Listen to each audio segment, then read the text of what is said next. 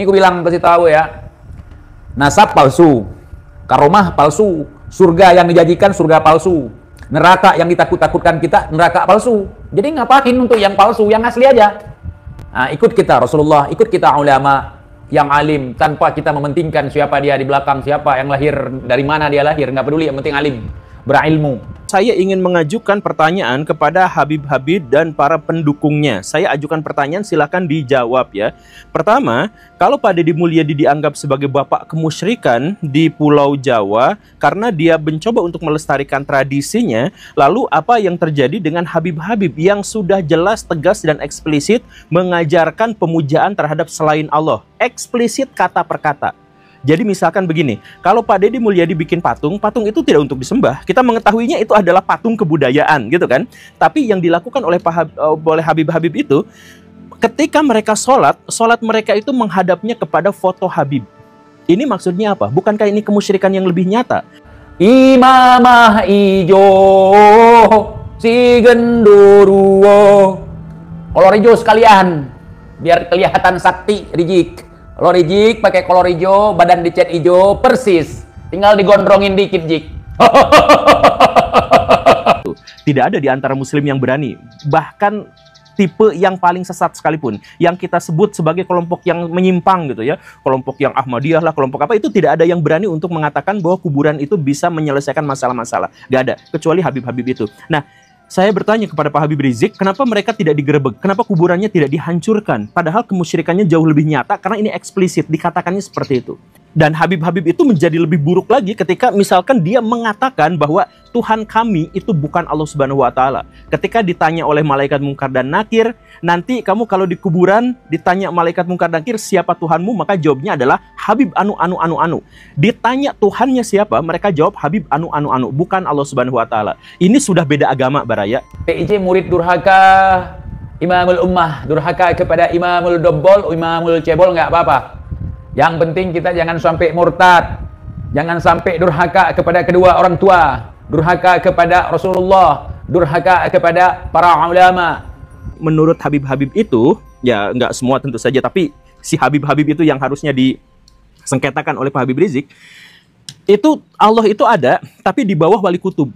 Sampai-sampai mereka tuh mengatakan secara jelas dan tegas, dan dengan percaya diri, dan karena ada di kitab mereka, jadi kalau Tuhan mau menghancurkan satu masyarakat, kalau mau mengazab masyarakat, menurunkan bala dan bencana, maka itu harus ngomong dulu ke wali kutub. Wali kutubnya itu dari Habib-Habib itu gitu. Kalau wali kutub sudah meng-ACC, sudah ya ini hancurkan, maka Tuhan menghancurkan wilayah itu. Jadi Tuhan harus minta izin, harus minta ACC sama Habib-Habib kalau mau melakukan sesuatu. Mereka main Habib-Habiban, main ulama-ulamaan, main perang-perangan, main jihad-jihatan. Itu kerja mereka, itu ondel-ondel, karnaval, ondel-ondel pun lebih mulia daripada mereka. Biar kalian tahu, itu garomah si Rizik sebagai waliullah, kata si Nopel Al-Gedobrus. Ini sebenarnya adalah persaingan ceramah, persaingan pengaruh gitu. Jadi Habib-Habib itu marah luar biasa kalau ada orang yang ikut pengajian pada di luar Habib. Ya ada yang sampai fanatik seperti itu. Sekali lagi ya nggak semua, tapi ada yang fanatik seperti itu. Jadi kemarin misalkan ada haul ziarah gitu ya, ziarah ke leluhurnya para Habib itu. Harusnya dihadiri oleh banyak orang. Tapi ketika ada ulama-ulama pribumi yang buka pengajian di waktu yang bersamaan dengan ziarah itu, mereka tuh marah-marah sampai mengeluarkan kalimat-kalimat kotor dan kasar. Untuk menegaskan kenapa sih ulama-ulama Nusantara itu berani-beraninya untuk buka pengajian, padahal di sini ada pengajian yang memuliakan leluhur mereka. Itu marahnya luar biasa. Si Rizik, si Bahar, sejuta Rizik, sejuta ratus triliun Rizik kita kumpulkan, nggak ada pemikiran seperti pemikiran Bapak Jokowi. Dia persilahkan orang caci, maki. Kemudian menikah. Habib-Habib itu boleh menikahi siapapun, tetapi orang pribumi tidak boleh menikah dengan mereka. Tidak boleh, yang laki-laki pribumi tidak boleh menikahi perempuan dari kalangan itu. Karena apa? Tidak setara. Itu tegas mereka mengatakan tidak setara, tidak sekufu. Mereka mengatakan seperti itu. Nah, kemudian apalagi mereka itu menegaskan kepada orang-orang bahwa Habib-Habib itu derajatnya selalu lebih tinggi daripada orang biasa. Orang biasa ketemu sama Habib itu kakinya wajib diciumin, yang Habibnya itu. Nanti periode keempat bisa jadi anaknya jadi presiden. Pingsan Rizik, orang iri hati. nggak bisa melihat kelebihan orang lain. Buat propaganda, dia PKI, dia nggak becus, dia orang bodoh. Sebodoh-bodoh dia jadi wakil presiden. Dia tukang kayu, bukan tukang halu. Nggak ngaku-ngaku dia anak raja, nggak ngaku-ngaku dia cucu nabi, cucu orang hebat begini begitu. Dia jadi orang hebat. Itu baru manusia, bukan seperti Rizik. Belum jadi manusia kalau Rizik. Bangga dengan keragaman masyarakat Nusantara tapi hidup dalam satu kesatuan. Nah, tapi ini semua terancam oleh Habib-Habib itu karena Habib-Habib itu sangat agresif untuk menghancurkan tradisi-tradisi lokal dan memaksakan tradisi budaya mereka saja. Begitu, mereka pun nikah campur tuh gak boleh gitu ya, dan lain sebagainya. Pokoknya mereka tuh harus yang ditinggikan, kaki mereka harus diciumin, jejak telapak kaki mereka itu harus diciumi oleh orang-orang pribumi. Itu mereka mengatakan dan memerintahkan untuk menjadi seperti itu.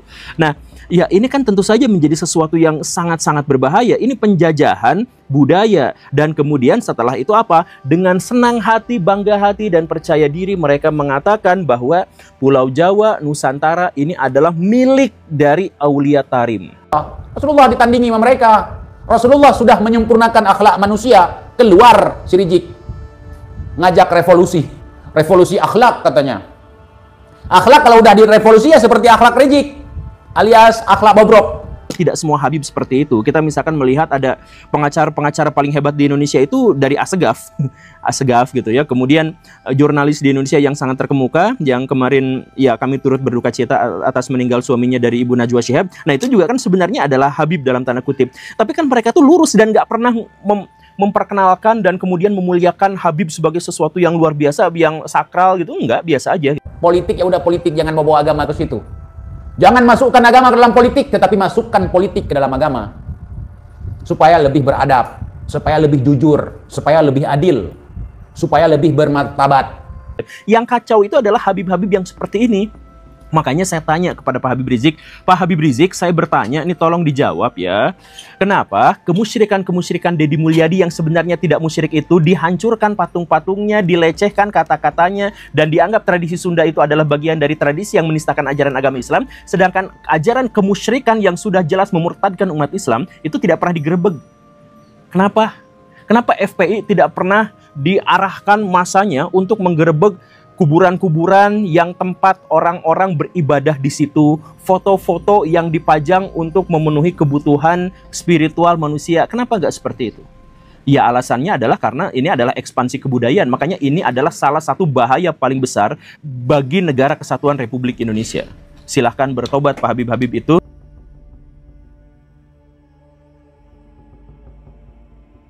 Assalamualaikum warahmatullahi wabarakatuh. Sahabat TIJ dimanapun kalian berada, semoga kita semua selalu dalam lindungan Allah Subhanahu wa Ta'ala. Saya lagi doyan ngebahas si Rizik, karena si Rizik ini digembar-gemborkan sebagai waliullah. Jadi yang membenci Habib Rizik itu ataupun yang membenci si Rizik itu adalah iblis. Nah, yang mengkritik si Rizik itu iblis, kata si Nopel Al-Gedebrus. Nah, jadi begitu saudara. Jadi saya suka ngebahas si Rizik ini. Bahkan ketika ada baleho Rizik yang diturunin dulu, ada kisah orang meninggal, kemudian dicocokkan, cocok logi, bahwa itu kualat dari Rizik gitu. Rizik ini satu-satunya orang yang mewarisi akhlak dan juga jasad Nabi khulqan wa khulqah menurut menantunya.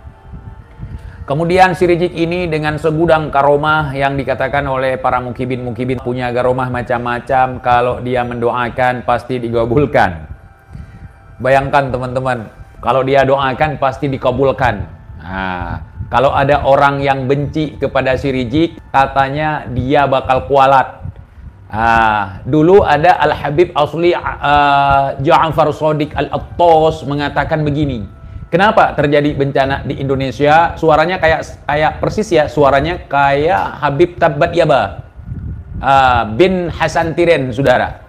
Habib Tabbat Yada bin Hasan Tiren, dia memiliki vokal yang sama dengan Al-Habib Asli Ja'far Shadiq Al-Attas. Oh, kurang lengkap. Al-Habib Asli Ja'far bin Salih Al-Attas, saudara. Kalau dulu kami memanggilnya dengan panggilan sayang. Al-Habib Ja'far Shadiq Coklatos, saudara. PIJ murid durhaka Imamul Ummah, durhaka kepada Imamul Dobbol, Imamul Cebol, nggak apa-apa.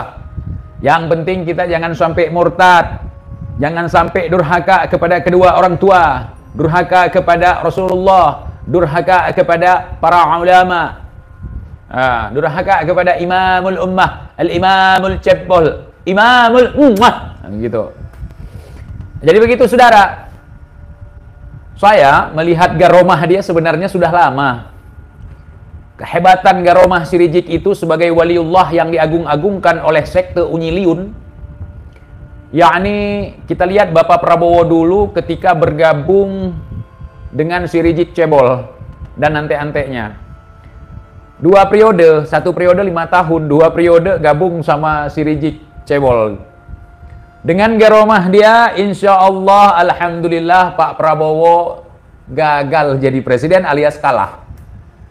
Padahal udah didukung oleh penduduk langit, udah didukung oleh penduduk bumi, bahkan penduduk akhirat pun mendukungnya, saudara. Para malaikat ikut mendukung. Tetapi itu cuman bacot, saudara. 2 periode, saudara. Kemudian setelah Bapak Prabowo move on dari kalangan Rijik, selain kalah pemilu 2 periode, Bapak Prabowo juga habis dikuras sama mereka. Untung harta Pak Prabowo banyak. Diporotin sama Bahar, diporotin sama Rijik. Pokoknya dengan iming-iming, Bapak nanti insya Allah dengan doa Habibana Al-Mukarram Al-Habib Rizik bin Husain bin Silap Al-Kaburi, datang super somat lagi. Bapak, saya mimpikan, saya ramalkan, insya Allah akan menjadi RI 1 di tahun ini. Berbagai macam propaganda, berbagai macam iklan mereka buat. Bahkan mereka udah mulai menjilat sekarang. Menjilat Pak Prabowo, mereka mengundang ke acara PA 212. Tetapi syukur alhamdulillah Bapak Prabowo memang sudah sadar. Artinya beliau dulu bukan nggak sadar, cuman memberikan kesempatan. Sekarang alhamdulillah Bapak Prabowo sudah menang. Karena kenapa? Karena masyarakat sudah tahu bagaimana Bapak Prabowo ini dan juga bagaimana Rijik. Di saat Rijik membantu Pak Prabowo, orang melihat Rijik belakangnya malas. Itulah garomah si Rijik. Kalau nggak ada si Rijik dari dulu udah menang. Tapi yang cerdas di sini siapa? Yang cerdas di sini adalah Bapak Jokowi. Si Rijik, si Bahar, sejuta Rijik, 1.100 triliun Rijik kita kumpulkan, nggak ada pemikiran seperti pemikiran Bapak Jokowi. Dia persilahkan orang caci, maki, yang nggak terima misalnya dari pihak pendukung dia, dari pihak pengusung dia, mungkin melaporkan, dia santai aja. Yang penting maksud dan tujuan tercapai. Itu bukan kebodohan. Yang kalian lihat adalah kebodohan. Strateginya cerdas. Bayangkan tukang kayu jadi presiden. Tukang halu nggak akan pernah bisa. Misalnya Rijik tukang halu, tukang provokasi. Kalah terus, saudara. Ini ku bilang ya, kesialan si Rijik bukan garomah. Itu bos Kibin di Aceh.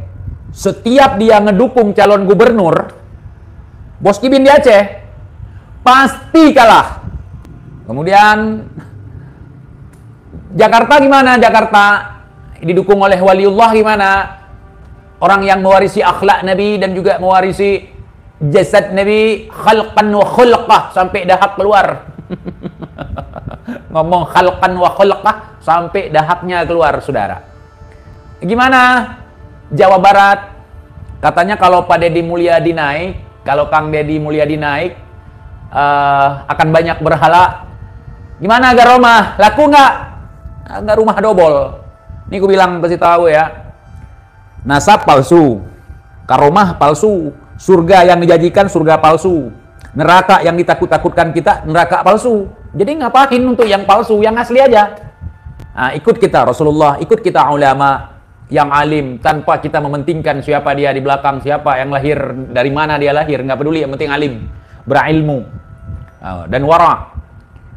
Jadi nggak usah ikut orang yang tiap hari iklan produk yang banyak iklannya. Saya mencurigakan itu produk nggak laku, terlalu banyak iklan nggak laku. Sekarang gimana garomah? Rungkat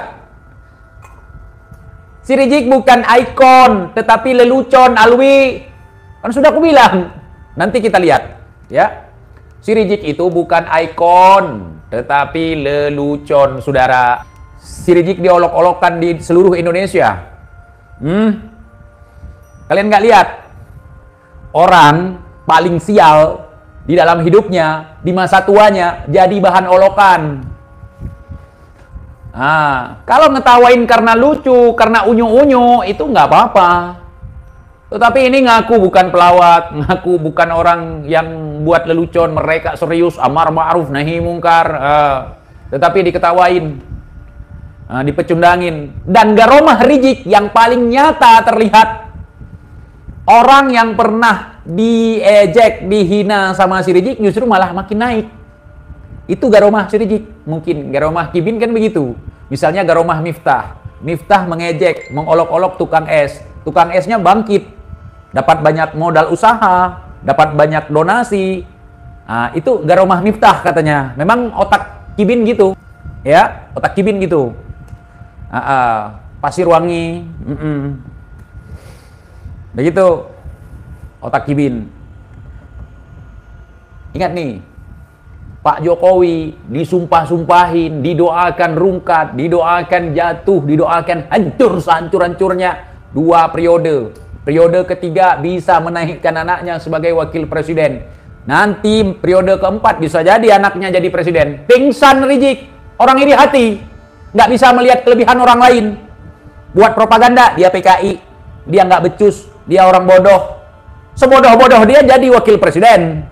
Sebodoh-bodoh dia jadi presiden. Dia tukang kayu, bukan tukang halu. Nggak ngaku-ngaku dia anak raja, nggak ngaku-ngaku dia cucu nabi, cucu orang hebat begini begitu. Dia jadi orang hebat. Itu baru manusia, bukan seperti Rizik. Belum jadi manusia kalau Rizik. Gua pingin disumpahin sama Rizik biar kualat. Jenderal Dudung disumpahin sama Rizik gara-gara nurunin baleho dia. Diejek sama Rizik gara-gara nurunin baleho dia. Diejek sama Jenderal Bintang 9 alias Jenderal Lekong, yaitu Bahar. Sekarang jadi apa? Pangkat dari 2 bintang jadi 4 bintang. Lihat itu nyata. Pak Dudung, itu Pak Dudung orang perang. Si Rizik bukan, si Bahar bukan, itu pura-pura. Mereka main Habib-Habiban, main ulama-ulamaan, main perang-perangan, main jihad-jihatan. Itu kerja mereka. Itu ondel-ondel, karnaval. Ondel-ondel pun lebih mulia daripada mereka. Biar kalian tahu. Itu garomah si Rizik sebagai waliullah, kata si Nopel Al-Gedebrus. Nopel Al-Gedebrus mengatakan, Habib Rizik itu wali. Habib Rizik wali. Barang siapa yang membenci Habibana Rizik, akan saya keluarkan dia dari hati saya. Saya akan hapuskan dia dari hati saya. Yang minta masuk hati lu siapa? Dulu Rizik udah ngajak perang tuh. Dateng hasut orang Purwakarta sampai udah pakai imamah warna hijau. Katanya imamah hijau itu cuman pakai kalau mau perang. Taunya zong. Mereka kan pembual, saudara. Imamah hijau si genderuwo. Kolor hijau sekalian, biar kelihatan sakti Rizik. Kalau Rizik pakai kolor hijau, badan dicat hijau, persis. Tinggal digondrongin dikit, Jik. Ya. Imamul Ummah. Jangan dibayangkan, teman-teman. Kalau dibayangkan pasti lucu. Bayangkan pakai kolor hijau, badan diijoin, dicat gitu. Mirip Hulk enggak? Kolor hijau, bukan Hulk. Itu dibikin baleho, itu nggak apa-apa, Jik, nggak akan ada yang nurunin gitu, ya. Penampakan kolor hijau gitu, keren tuh Jik. Tiap hari garomah, terbukti satu pun nggak. Aduh, ambil itu Imamul Ummah, bopong, Imamul Ummah, kamu bopong apa kopong? Rizik, gua malu banget Jik. Di hari tua, mantu udah ada, sok-sokan mantu bela, bukannya didengerin sama umat, malah diejek sama umat. Itu tanda-tanda ulama palsu, saudara. Kalau ulama asli nggak ada yang berani ngejek. Terus bilang lagi, itu merupakan orang-orang yang benci terhadap Juriyah Rasulullah. Juriyah dari mana? Udah banyak orang-orang tembus ke Yaman sana datang. Bukan mimpi, datang langsung ke Yaman menyaksikan tokoh-tokoh yang kalian ceritakan. Dobol semua. Andai si Rizik bisa mengkualatkan orang, sudah 2016 gua kualat sama dia sama dia Kibin. Tapi hanya kualat halu. Iya, cerita dongeng. Ini udah maju zaman. Orang di mana-mana bisa nyari sumbernya. Ditarim begini, yang cerita Tarim pun seperti Bahar, nggak pernah ke sana. Netizen yang dengerin ceramah mereka geli. Karena kenapa? Netizen udah berangkat ke sana, nggak ada itu. Saudara, si Bahar, si Rizik belum pernah ke Tarim, saudara, belum pernah. Larinya paling ke Arab Saudi, biar terkesan dia diundang raja, yang undang raja jin. Aduh, cuma geli doang, betul. Itu si Rizik bilang karomah begini, karomah begitu. Hari ini dia dihujat di seluruh Indonesia. Dia ditertawakan di seluruh Indonesia. Dia menjadi ikon. Alwi, pegang aku Alwi. Aku nggak sanggup ini. Pegangin aku Alwi. Sudah aku bilang, jangan kau munculkan si Rizik untuk mendiamkan aku. Aku tidak takut. Bukan cuma Rizik. Beginiin, seandainya Al-Imam Faqihil Muqaddam datang ke depanku karena dia agak-agak reman sedikit, bisa nakut-nakutin malaikat mungkar nangkir. Kalau aku nggak bisa, dia mau ngejar aku. TIJ ini, jangankan Rizik, dengar itu. Tetapi tidak, karena Al-Imam Faqihil Muqaddam yang asli itu bestiku. Kalian memfitnahnya. Jadi bukan kaleng-kaleng itu. Gua udah ketemu dengan Al-Imam Faqihil Muqaddam 2 kali secara yaqadhah. Yang sekali yang terakhir ketemu dalam mimpi dengan Al-Imam Faqihil Muqaddam. Memang orang baik. Al-Imam Faqihil Muqaddam itu orang baik dalam ceritaku. Dalam cerita mereka kan orang jahat. Malaikat mungkar nangkir diusir. Sedangkan Nabi aja nggak berani ngusir malaikat. Al-Imam Faqihil Muqaddam ngusir malaikat.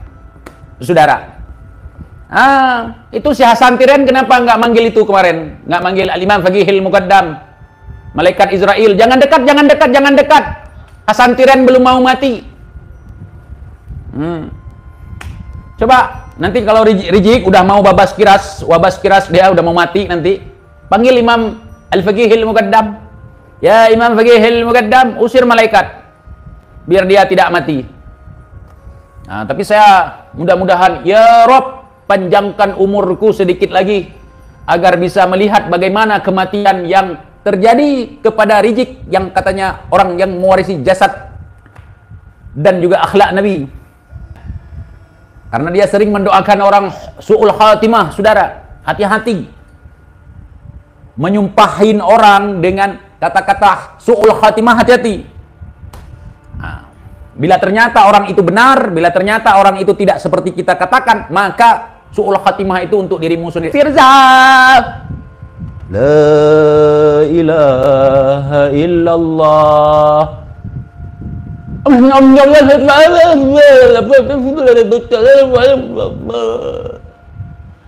La ilaha illallah. Yang menantang, menantang. Begitu kira-kira. Itu saya ngelawak saudara, ngelawak. Ngelawak kenapa harus pakai sorban? Saya juga, ini bukan sorban, penutup kepala. Ya, ngelawak kok pakai imamah, ngelawak kok ngaku-ngaku ulama. Jadilah pelawak yang bagus, minimal jadi komika gitu. Pemakaman si Muqaddam itu katanya pemakaman para wali dan orang-orang solih. Lah, kok bisa sebelah makam malah diisi orang fasik? Jangan-jangan itu memang pemakaman. Nah, Today News Terima kasih sudah mengingatkan saya. Di dalam cerita yang dikisahkan oleh orang yang mengisahkan, suatu ketika ada orang fajir dan juga orang fasik dimakamkan di sekitar makam Al-Imam Faqihil Muqaddam, sehingga tetanggaan. Nah, pertanyaan kita, Al-Imam Faqihil Muqaddam ini seorang mujtahid, seorang yang alim, seorang yang Masya Allah. Apakah mungkin di komplek pemakaman orang alim disemayamkan orang-orang yang sifatnya begundal segala, atau memang mereka sama-sama begundal, saudara? Nah, itu jadi pertanyaan kita. Nah, sama-sama begundal. Nah, yang kedua, jadi orang ini kok tahu Al-Imam Faqihil Muqaddam udah mati? Orang fajir dan juga orang orang fasik ini udah mati. Orang mati ini ditanam samping kuburan, artinya dua-duanya udah mati. Nah, ketika Al-Imam Faqihil Muqaddam mendengar suara si mayit yang fasik tadi, yang fajir tadi, beliau masuk ke makam tetangga. Nah, pertanyaan saya, si Bahar tahu dari mana? Kan Faqih Muqaddam udah mati, udah modar. Si fajir ini juga udah modar. Nah, kalian jawab sendiri.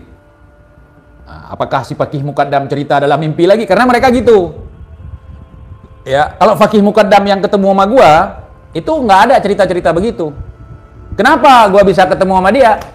Ya karena gua cerita, suka-suka gua. Namanya juga cerita, bukan hadis, bukan ayat. Cerita.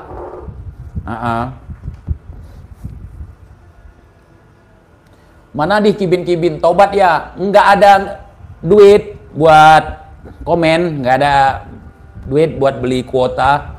Rizik kan kalau ada acara kita ini biasanya ngerahkan buzzer. Nah, cuman sekarang pendawiran sepi, ya kan? Pendawiran sepi, dia mau support gimana? Coba. Terus kibin-kibin udah pada nggak mau. Kibin-kibin sekarang lagi tumbuh otaknya kayak cicak yang mau tumbuh lagi ekornya lepas, cicak baru tumbuh lagi. Ini masih agak goyang sih sedikit ya. Nah, lagi baru tumbuh lagi otak kibin. Nah, gitu. Jadi orang-orang yang disumpahin sama Rizik, orang-orang yang dicaci sama Rizik, orang-orang yang dimaki sama Rizik, justru kehidupannya lebih bagus dari Rizik. Kehidupannya hari ini lebih bagus dari Rizik. Lihat saja mantan Presiden Republik Indonesia Bapak Joko Widodo. Didoakan begini, doakan begitu sama Rizik dan komplotannya. Anaknya dituduh begini, dituduh begitu. Bisa naik jadi wakil presiden. Nampak kali kalian iri hati. Kalian nggak mampu. Makanya kalian tuduh orang lain curang, makanya menang. Prabowo menang karena curang, kata kalian kan. Kalian udah curang, nggak menang lagi. Ini paling sial, ya. Statement paling sial, ku dengar dari komplotan si Rizik. Curang makanya menang. Mereka udah curang, nggak menang lagi. Sial nggak? Gimana? Gua bilang curang. Ini yang terang-terangan. Mereka didukung oleh Nabi, mereka didukung oleh malaikat, yang mereka calonkan sebagai presiden merupakan Imam Mahdi. Itu kan kecurangan dalam pemilu, membawa-bawa agama ke situ untuk menipu orang, untuk menghegemoni. Udah curang kalah lagi. Aduh. Partai yang dukung mereka adalah partai Tuhan, tapi tahun ini nggak berani karena partai yang mengusung Pak Anies ataupun Abah, ada anak haram Abah di sini. Ya udah, untuk anak haram Abah, partai yang mengusung Abah kalian hari ini, wahai anak haram Pak Anies, wahai anak haram Abah, dengar. Partai yang diklaim oleh Rizik sebagai partai penista, pendukung penista agama. Atau Om Suryaku. Ingat, dengar. Partai yang mengusung Anies kali ini, mereka selalu kejebak dengan omongan sendiri. Agama itu jangan dipolitisir. Jelas. Agama itu kamu jangan buat mainan. Dulu dia bilang, Nasdem merupakan partai pembela penista agama. Haram memilih partai pendukung penista agama. Kemarin Politik ya udah politik, jangan bawa agama ke situ. Jangan masukkan agama ke dalam politik, tetapi masukkan politik ke dalam agama. Supaya lebih beradab, supaya lebih jujur, supaya lebih adil, supaya lebih bermartabat. Makanya rusak. Mereka tandingan-tandingan Nabi Muhammad, mereka tandingan-tandingan Rasulullah. Rasulullah ditandingi sama mereka. Rasulullah sudah menyempurnakan akhlak manusia, keluar si Rizik. Ngajak revolusi. Revolusi akhlak katanya. Akhlak kalau udah direvolusi ya seperti akhlak Rizik, alias akhlak bobrok. Nah,